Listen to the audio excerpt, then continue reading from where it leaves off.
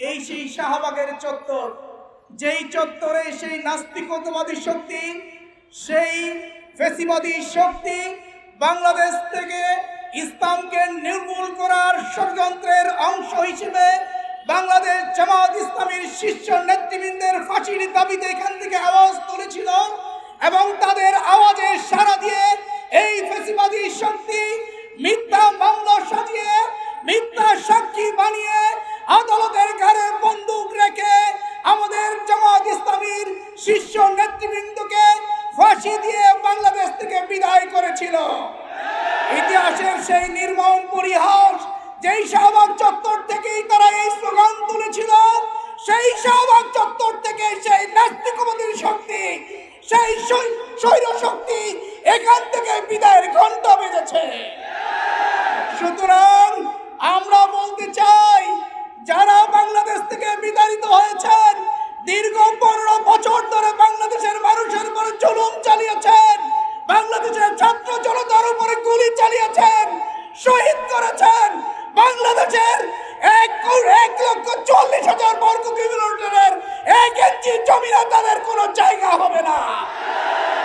আমরা স্পষ্ট করে বলতে চাই, তোমরা জামাত ইসলামীকে নিষিদ্ধ করার জন্য ষড়যন্ত্র করেছিলে, ইসলামী ছাত্র শিবিরকে নিষিদ্ধ করেছিলে। আজ ইতিহাসের নির্মম পরিহাস, আল্লাহ রাব্বুল আলামিনের পক্ষ থেকে বাংলাদেশে তোমরাই নিষিদ্ধ হয়েছো। আর কোনদিন এই খুনি হাসিনা, এই স্বৈর শক্তির রাজনীতি করার কোনো অধিকার বাংলাদেশের মাটিতে হবে না ইনশাআল্লাহ। আজকে যে 2,000-এর উপরে যে ছাত্র জনতাকে শহীদ করা হয়েছিল, এই গণহত্যার দায়ে শেখ হাসিনা সহ আওয়ামী লীগের সেই নেতৃবৃন্দ এবং ছাত্রলীগের সমস্ত সন্ত্রাসীদের ফাঁসির কবর রচনা করা হবে ইনশাআল্লাহ। পরিশেষে বলতে চাই, সংগ্রামী ভাইরা আমার, আজকে সেই গণহত্যার সেই 5ই আগস্টের যে বিপ্লব, যে গণঅভ্যুত্থান সংগঠিত হয়েছিল, এরপর থেকেই আমরা গভীরভাবে লক্ষ্য করছি সেই খুনি হাসিনা বাংলাদেশ থেকে বিতাড়িত হয়ে ভারতের মাটিতে বসে বাংলাদেশ নিয়ে স্বপ্ন দেখছেন, আবার ক্ষমতায় আসার স্বপ্ন দেখছেন।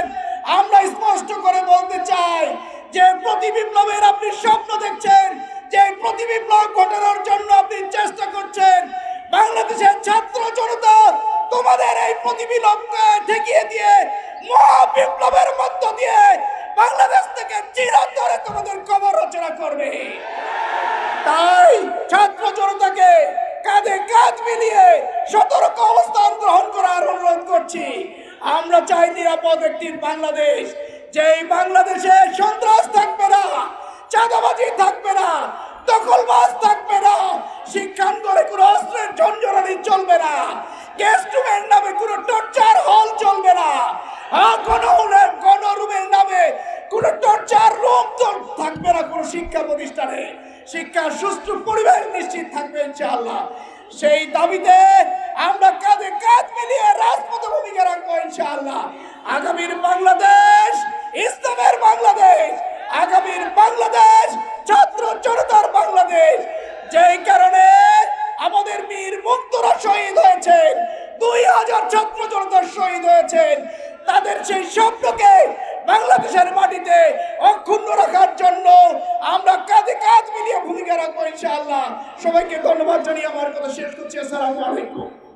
জুলাই গণহত্যার বিচার কার্যকরের দাবিতে আজকের এই সমাবেশে উপস্থিত সম্মানিত সভাপতি, ইসলামী ছাত্র শিবিরের কেন্দ্রীয় দপ্তর সম্পাদক শ্রদ্ধাভাজন নুরুল ইসলাম ভাই, আজকের এই সমাবেশে উপস্থিত রয়েছেন ইসলামী ছাত্র শিবিরের সম্মানিত কেন্দ্রীয় সভাপতি মোহতারাম মঞ্জুরুল ইসলাম ভাই, উপস্থিত রয়েছেন ইসলামী ছাত্র শিবিরের সাবেক কেন্দ্রীয় সভাপতি, গণমানুষের সংগঠন বাংলাদেশ জামাত ইসলামী ঢাকা মহানগর দক্ষিণের সহকারী সেক্রেটারি শ্রদ্ধাভাজন দেলোয়ার হোসেন ভাই সহ উপস্থিত ইসলামী ছাত্র শিবির এবং জামাতে ইসলামীর নেতৃবৃন্দ, সংগ্রামী উপস্থিতি, আসসালামু আলাইকুম ওয়া রাহমাতুল্লাহি তাআলা ওয়া বারাকাতুহু।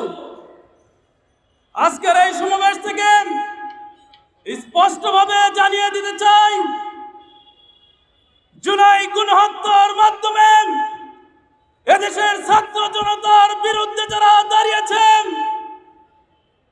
শহীদ মুগ্ধ সহ আমাদের শত শত ভাইদের যারা শহীদ করেছেন, হাজার হাজার ভাইদের যারা পঙ্গুত্ব করেছেন, অন্ধত্ব করেছেন, বাংলার জমিনে তাদের কোনো জায়গা হবে না, হবে না, হবে না।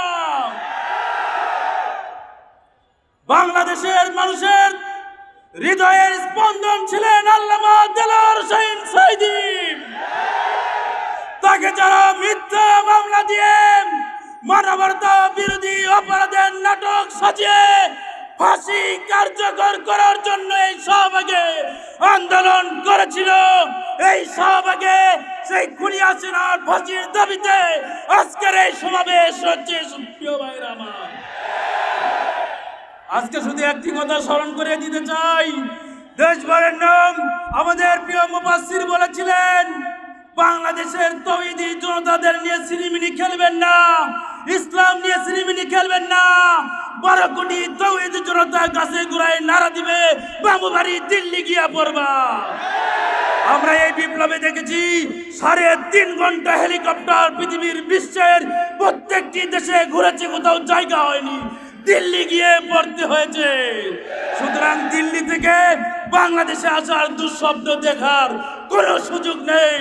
এই ছাত্র জনতা যতদিন বাংলার জমিনে বেঁচে আছে, আমাদের দিয়ে যতদিন এক ফোঁটা রক্তবিন্দু থাকবে, খুনি হাসিনার এই দলকে বাংলাদেশে পুনর্বাসন হতে দেওয়া হবে না, হবে না, হবে না ইনশাআল্লাহ। সবাইকে ধন্যবাদ জানিয়ে আমার কথা এখানে শেষ করছি। আল্লাহ হাফেজ। আসসালামু আলাইকুম ওয়া রাহমাতুল্লাহ।